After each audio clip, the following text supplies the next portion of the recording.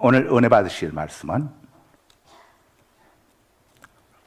룻기서 2장 8절에서 13절입니다. 보아스가 룻에게 이르되 내 딸아 들으라. 이삭을 주우러 다른 밭으로 가지 말며 여기서 떠나지 말고 나의 소녀들과 함께 있으라. 그들이 베는 밭을 보고 그들을 따르라. 내가 그 소년들에게 명령하여 너를 건드리지 말라 하였느니라.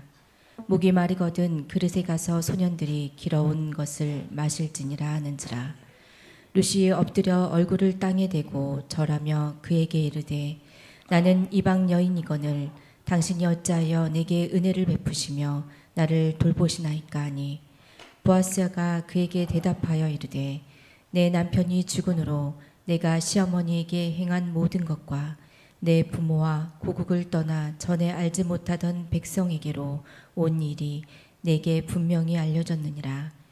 여호와께서 내가 행한 일을 보답하시기를 원하며 이스라엘의 하나님 여호와께서 그의 날개 아래에 보호를 받으러 온 내게 온전한 상 주시기를 원하노라 하는지라. 룻이 이르되 내 주여 내가 당신께 은혜 있기를 원하나이다. 나는 당신의 하녀 중에 하나와도 같지 못하오나 당신이 이 하녀를 위로하시고 마음을 기쁘게 하는 말씀을 하셨나이다 하니라. 아멘. 아멘. 8절을 다 함께 읽겠습니다. 룻기서 2장 8절 오늘 본문이죠. 자, 함께 읽습니다. 읽기 시작. 내 딸아 들으라. 이삭을 주우러 다른 밭으로 가지 말며 여기서 떠나지 말고 나의 소녀들과 함께 있으라. 보아스는 자기 친척인 엘리멜렉의 며느리 모압 여인 룻에 대한 소문을 이미 들어서 룻의 믿음과 효행에 대해서 잘 알고 있었습니다.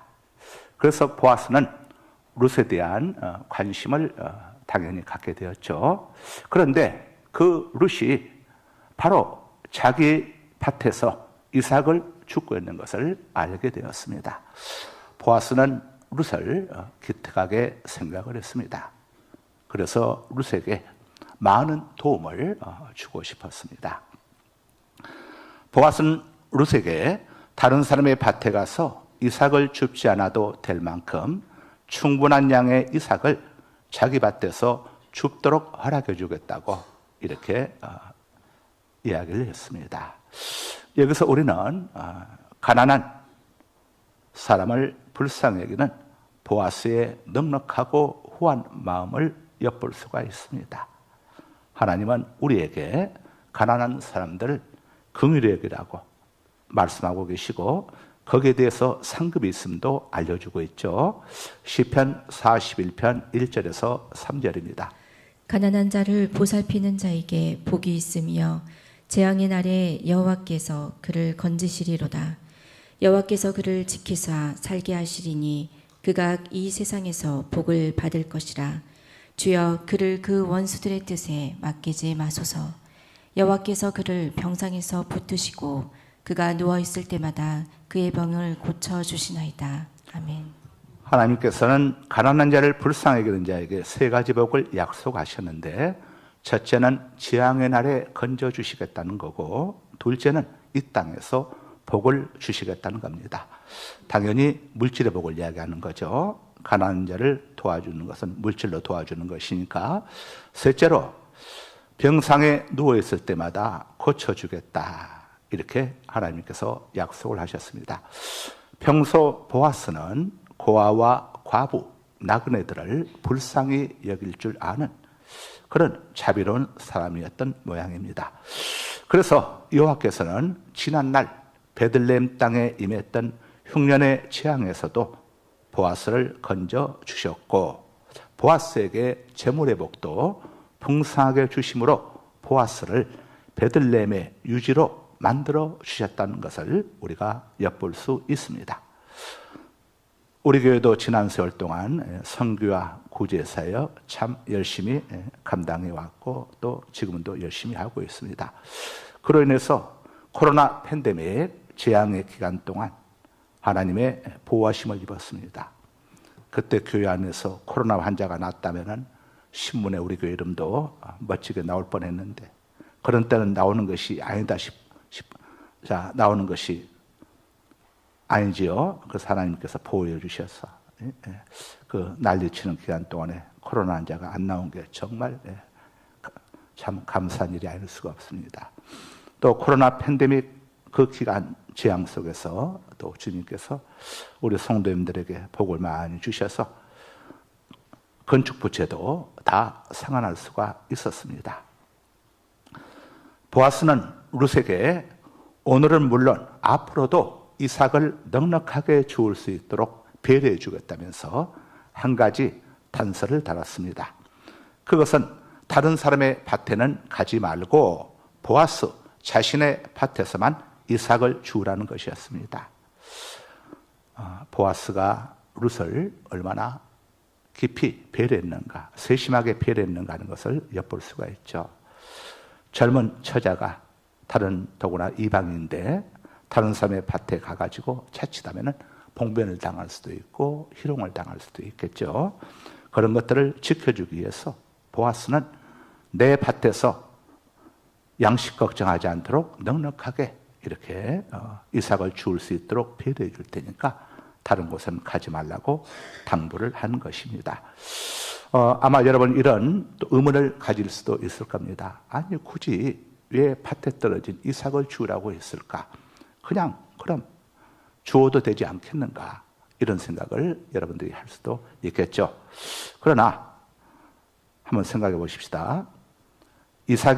밭에서 이삭을 줍는 것은 이건 합법적인 겁니다. 모세율법에 그렇게 하도록 되어 있어서 전혀 이삭을 줍는 사람 입장에서는 부담이 없습니다. 그러나 보아스가 그냥 공짜로 룻에게 이 양식들을 줄 경우에는 룻의 입장에서는 엄청난 부담이 되는 것이죠. 이걸 어떻게 갚아야 하는가? 자, 보아스는 이런 것을 배려해서 룻이 땅에 떨어진 것을 합법적으로 아무런 부담 없이 이렇게 양식 문제를 해결할 수 있도록 배려해 주는 것입니다. 우리가 하나님의 은총을 계속해서 입기 위해서 꼭 지켜야 할 게 하나가 있죠. 항상 그리스도 예수 안에 우리가 머물러야 합니다. 하나님의 말씀 안에 우리가 거해야죠. 기도 쉬어서는 안 됩니다. 쉬지 말고 기도하라고 말씀하셨으니까 우리는 늘 주님께 기도해야 합니다. 기도는 하나님과의 관계죠, 관계. 우리가 기도를 통해서 우리의 문제들을 하나님 앞에 아뢰을 수 있습니다. 여러분들 부부들 간에 서로 대하는 시간이 좋지 않습니까? 함께 어떤 문제들 이야기하고 어려운 문제들을 나누면서 함께 힘을 모으고 합치고. 자, 우리 사람들과의 대화 속에서는 고통과 아픔을 나눌 수는 있지만은 해결하는 문제는 우리 마음대로 할 수가 없죠. 그러나 하나님께 대해서는 우리 하나님께서는 우리의 문제들에 대한 모든 것을 해결해 주실 수 있는 전능하시니까 바로 우리 하나님이십니다. 그래서 우리는 하나님 앞에 어떤 문제든지 간에 아뢰고 보고하고 또 보고하되 세심하게 하나님께 앞에 미주알 고주알 다 하나님께 알리는 겁니다. 속상한 일이 있으면은 친정 어머니에게 여러분 전화하시게 되면 친정 어머니가 얼마나 좀 괴로워하겠습니까? 딸이 또 마음 아픈 일이 있게 되면은 친정 어머니에게 이야기하지 말고 하나님께 미주알 고주알 다 일러 바치십시오. 그것처럼 좋은 게 없습니다. 속썩이는 신랑들이 있거든. 다른 사람에게 이야기하지 말고 하나님께 일러 바치면 되는 겁니다. 그 신랑을 배우자로 맞이하게 해주신 분이 하나님 아니십니까? 그러니까 하나님 앞에 일러 바치는 것이 가장 문제를 빨리 해결할 수 있는 방법이고, 그리고 신랑들에게 꼭 알려주세요. 하나님께 오늘 새벽에 일러 바쳤노라고. 네. 그래야 신랑들이 정신이 번쩍 들겠죠.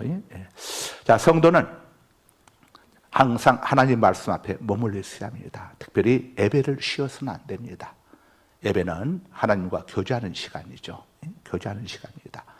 여러분, 교회에 와서 사람들 만나는 것도 좋고 교제하는 것도 좋지만 가장 중요한 교제는 하나님과의 교제입니다. 청와대 가서 많은 사람들 만나는 것도 좋지만 대통령을 만나야 하지 않겠습니까?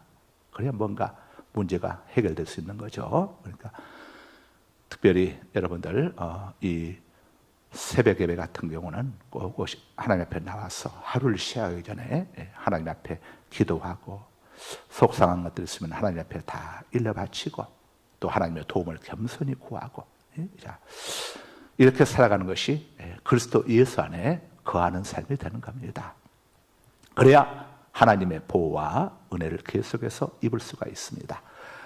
우리 주님께서는 성도와 주님과의 관계를 포도나무와 가지에 비유하셨습니다. 포도나무 가지는 포도나무에 붙어 있어야 농부의 보살핌을 받고 때를 따라 열매를 맺을 수가 있습니다. 그러므로 우리 성도들은 어떤 경우에도 그리스도 예수 안에 머물러 있어야 합니다. 하나님 말씀 안에 머물러 있어야 하는 겁니다. 초대교회 성도들이 어떻게 믿음 생활을 했는지를 성경이 우리에게 이렇게 알려주고 있습니다. 사도행전 2장 46절에서 47절입니다. 날마다 마음을 같이하여 성전에 모이기를 힘쓰고 집에서 떡을 떼며 기쁨과 순전한 마음으로 음식을 먹고 하나님을 찬미하며 온 백성에게 칭송을 받으니 주께서 구원받는 사람을 날마다 더하게 하시니라. 아멘. 히브리서 10장 24절에서 25절입니다. 서로 돌아보아 사랑과 선행을 격려하며 모이기를 피하는 어떤 사람들의 습관과 같이 하지 말고 오직 권하여 그날이 가까움을 볼수록 더욱 그리하자.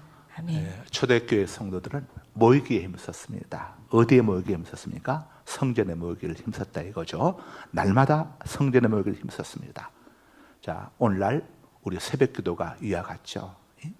하루에 첫 시간 주님 몸된 교회에 올라와서 우리가 하나님 앞에 새벽 제단을 쌓는 것, 말씀을 통해서 하나님의 음성을 듣고 또 우리의 문제들을 기도를 통해서 하나님께 아뢰고 또 찬양을 통해서 하나님께 영광을 올려드리는 것, 바로 초대교회 성도들이 이처럼 날마다 성전에 모이기를 힘썼다는 것을 알려주고 있습니다.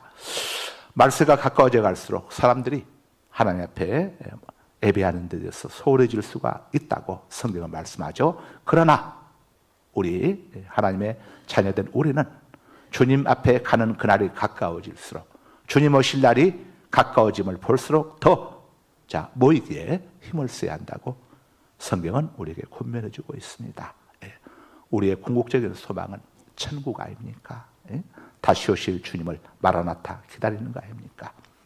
날마다 하나님과 앞에 예배하면서 새벽제단을 쌓는 이런 성도들이 다시 오실 주님을 사모하며 기다리고 그리고 천국을 소망 가운데 품을 수가 있는 것이죠. 9절을 함께 읽겠습니다. 9절 읽기 시작. 그들이 베는 밭을 보고 그들을 따르라. 내가 그 소녀들에게 명령하여 너를 건드리지 말라 하였느니라. 목이 마르거든 그릇에 가서 소녀들이 길어온 것을 마실지니라 하는지라. 보아스는 룻에게 추수하는 일꾼들을 따라다니며 떨어진 이삭을 자유롭게 주울 수 있는 특권을 주었습니다.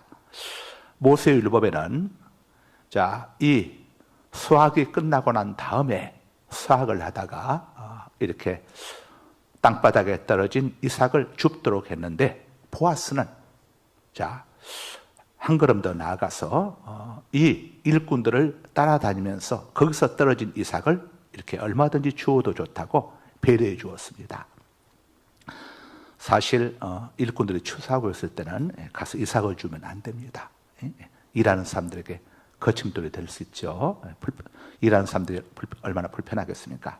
그러나 보아스는 더 많은 이삭을 다른 사람들이 주워갈 수도 있기 때문에 이 룻이 더 많은 이삭들을 주워갈 수 있도록 배려해 주기 위해서 이렇게 일꾼들 따라다니면서 주울 수 있도록 이렇게 허락해 주었습니다. 당연히 일꾼들에게도 룻을 희롱하거나 룻이 이삭을 줍는 것을 방해하지 못하도록 단단히 이렇게 단도리를 또 했음을 성경이 우리가 알려주고 있죠. 룻은 유대인이 아닌 이방 모압 여인이었고 든든한 보호자도 없는 젊은 과부였습니다. 따라서 남자 일꾼들이 자칫 룻을 희롱할 가능성도 다분했기 때문에 보아스는 룻을 세심하게 배려해주고 있는 것입니다. 또 이스라엘은 물이 부족한 나라죠. 그래서 밭에 일을 하러 나갈 때는 꼭 동네 우물에서 물을 길어가지고 이때 밭으로 가지고 나갔습니다. 그러나 당시 룻은 이방 땅에서 온 여인인데다가 또 그럴 만한 마음의 여유도 갖지 못했기 때문에 밭에 나갈 때가 아마 그냥 나갔던 것 같습니다. 그래서 보아스는 룻에게 필요한 물, 식수 문제까지 어떻게 해결할 것인지 자상하게 구체적으로 이렇게 지금 설명해 주고 있는 겁니다. 보아스의 이런 자상하고 섬세한 모습을 통해서 우리는 소외되고 가난한 자들에 대한 보아스의 자비와 은혜가 얼마나 컸었는지를 짐작할 수 있습니다. 보아스는 인애와 긍휼이 풍성하신 우리 주 예수 그리스도를 예표하는 인물임을 알려주고 있는 겁니다.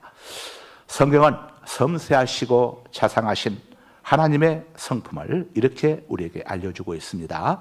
이사야 49장 15절에서 16절입니다. 여인이 어찌 그 젖먹는 자식을 잊겠으며 자기 태에서 난 아들을 긍휼히 여기지 않겠느냐. 그들은 혹시 잊을지라도 나는 너를 잊지 아니할 것이라. 내가 너를 내 손바닥에 새겼고 너의 성벽이 항상 내 앞에 있나니. 아멘. 아이 엄마가 자기가 낳은 아이를 어찌 잊을 수가 있겠습니까? 절대 잊을 수가 없죠. 그러나 현실 속에서는 어떻습니까? 친한 친구하고 뭐 전화를 한다든가, 또 아이와 같이 쇼핑을 갔다가 쇼핑에 또 올인을 한다든가, 또 연속국에 몰입을 하게 되면은 아이가 어떤 행동을 하든지 간에 제대로 지켜주지 못하지 않습니까? 그래서 아이들이 다치기도 하고 넘어지기도 하고 또 뜨거운 물에 데기도 하고 이런 일들이 일어나게 되죠. 그러나 우리 하나님께서는 여인은 그 아이를 잊을지라도 나는 너희를 잊지 아니할 것이다, 이렇게 말씀하고 계십니다. 하나님께서는 졸지도 아니하시고 주무시지도 아니하시면서 우리를 지켜주신다는 것을 알려주고 있는 겁니다. 여러분, 우리가 믿고 섬기는 우리 하나님은 이렇게 자비로우시고 또 세심하신 하나님이십니다. 그러니 또 우리 하나님은 전능하신 하나님이십니다. 그래서 하나님께는 전능한 하나님으로서의 부성과 이렇게 세심한 또 어머니와 같은 모성을 함께 지니고 계신 분이 하나님이십니다. 그래서 하나님은 남자와 여자를 창조하신 겁니다. 우리가 어떤 문제가 있을 때에 누구에게 부탁하는 것이 가장 좋겠습니까? 이렇게 자상하시고 전지하시고 섬세하시고 자비로우신 하나님께 부탁하는 것이 가장 지혜로운 방법이겠죠. 그래서 하나님은 우리에게 기도라고 하는 열쇠를, 마스터키를 우리에게 주신 겁니다. 누구든지 기도할 수 있지 않습니까? 기도를 통해서 언제든지 어떤 장소든지 간에 하나님의 도움을 구할 수 있도록 우리에게 기도라고 하는 이걸 주셨고, 행여나 또 우리가 기도할 때에 아무 때나 기도하면 또 이거 시차가 있지 않나, 천국과 지구촌은 시차가 있을 텐데 또 이것 아무 때나 하게 되면 하나님 또 바쁘실 수도 있을 텐데 아무 때나 기도하면 이거 안 되지 않을까, 또 이런 분들을 생각해서 쉬지 말고 기도하라, 언제든지 기도하라, 아무 때나 기도하라고. 자, 그냥 기도라고 해도 하셔도 되는데 쉬지 말고 어느 때든지 아무 때든지 자유롭게 또 기도하라. 또 우리에게 너는 내게 부르짖으라고, 우리가 힘들고 어렵다 보게 되면 부르짖을 수 있지 않겠습니까? 하나님을 향하여 부르짖는 것이 또 혹시라도 하나님께 무리할 수도 있다는 생각을 가질 수 있는 사람들을 위해서 언제든지 마음껏 부르짖어도 좋다고 이렇게 성경을 통해서 알려주고 있지 않습니까? 우리 하나님이 얼마나 자비로우시고 은혜로우시고 섬세하신 하나님이시니를 우리가 알려주고 있습니다. 이런 좋은 하나님을 아버지로 둔 우리가 얼마나 복된 사람들입니까? 이런 좋으신 우리 하나님께 영광의 박수 올려드립니다. 할렐루야, 할렐루야, 할렐루야. 따라서 우리는 어떤 상황과 환경에서도 하나님께 대한 신뢰와 기대를 품고서 하나님께 감사하는 삶을 우리가 살아야 할 줄로 믿습니다. 자, 10절입니다. 10절 함께 읽고 마이크 드시고 크게 읽어주세요. 자, 10절 이렇게 시작. 룻이 엎드려 얼굴을 땅에 대고 절하며 그에게 이르되 나는 이방 여인이거늘 당신이 어찌하여 내게 은혜를 베푸시며 나를 돌보시나이까 하니. 룻을 향한 보아스의 배려와 보살핌은 룻을 감동시켰습니다. 룻은 예상치 못한 보아스의 과분한 호의로 인해서 일순 당황할 수도 있었겠죠. 그러나 룻은 보아스의 친절을 곡해하지 않았습니다. 아니, 왜 처음 보는 나에게 이렇게 친절 베풀지? 이 사람이 도대체 나한테 어떤 다른 마음을 갖고 있는 것이 아니야? 이런 생각도 가질 수가 있었겠지만 룻은 그러지 않았습니다. 보아스의 친절을 감사함으로 받아들였습니다. 우리는 하나님께서 우리에게 베풀어 주신 독생자까지 죽이시면서 우리의 구원을 위해서 베풀어 주신 하나님의 은혜와 사랑을 정말 우리는 감사함으로 받아들일 수 있어야 합니다. 우리는 하나님의 은혜와 사랑을 대해서 곡해서는 안 됩니다. 왜 많은 사람들이 예수 그리스도의 그 은혜와 하나님의 사랑을 거부하고 하나님을 대적하고 있습니까? 하나님의 사랑과 예수 그리스도의 은혜를 곡해하고 있기 때문입니다. 순수하게 받아들이지 않고 있기 때문이죠. 그러나 룻은 보아스에 대해서 얼굴을 땅에 대고 엎드려 절을 함으로써 진심 어린 감사의 마음을 전했습니다. 사실 룻은 이스라엘 백성들 입장에서 본다면 은혜를 입지 못할 그런 이방인이었습니다. 은혜는커녕 멸시와 천대를 받아야 할 그런 족속이었죠. 하나님께서 모압과 암몬의 족속, 아버지가 두 딸과 관계에서 태어난 모압과 암몬의 족속은 이건 도무지 사람이 아니다. 그들은 여호와의 총에 들어오지 못하게 하라고 했지만은, 그러나 그 이방의 딸이었던 이 룻이 하나님의 은혜를 구하며 하나님 앞에 나왔을 때에 하나님께서는 보아스를 통해서 이렇게 룻을 보살펴 주시고 배려해 주시고 또 룻을 하나님의 딸로, 하나님의 자녀로 삼아 주셨음을 성경이 우리에게 알려주고 있습니다. 우리 하나님 앞에는 용서받지 못할 죄가 전혀 없다는 사실을 보여주고 있는 것입니다. 그래서 이사야 1장 18절은 오라 우리가 서로 변론하자. 너희 죄가 추홍 같을지라도 내게 오면 눈과 같이 이어질 것이요 진홍 같을지라도 양털같이 희게 되리라. 이렇게 말씀을 하고 있습니다. 하나님께서는 이 룻과 같은 우리 죄인된 저와 여러분을 멸시하지 아니하시고 정죄하지 아니하시고 예수 그리스도를 통해서 죄와 저주와 사명에서 우리를 구원해 주셨습니다. 자, 우리에게는 천국이 약속되어 있고 또 임마누엘 하나님께서 우리와 함께하면서 우리 삶의 현장 속에 동행하고 있습니다. 이 사실을 기억하시고 여러분들 매 순간마다 꼭 하나님 앞에 물으시기 바랍니다. 하나님, 오늘 하루를 주님께 맡깁니다. 주님 어떤 일이 일어날지 알 수가 없지만은 주님께서 건져주시고 지켜주시고 보호하여 주옵소서. 여러분 기도하면서 옆에 와 계신 성령님께 부탁하고 사람과의 만남이든 쇼핑을 가든 옆에 성령 하나님이 여러분과 함께 동행하고 있다는 사실을 꼭 인정하시고 먼저 주님께 기도로 묻고 도우심을 구하시면 여러분 삶의 현장 속에 와 계신 성령 하나님을 경험하는 놀라운 간증들을 여러분이 체험하게 될 것입니다. 거룩하신 아버지 감사합니다.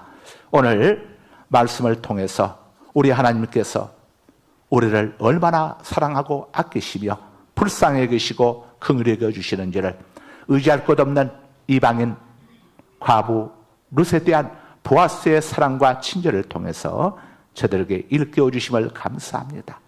아버지 하나님, 세상 모든 사람이 나를 버릴지라도 하나님은 나를 버리지 아니하시고 품어주시고 보여주시며 또 지켜주시는 좋으신 하나님 되심을 보아스와 룻의 관계를 통하여 저희들에게 일깨워 주시니 감사합니다.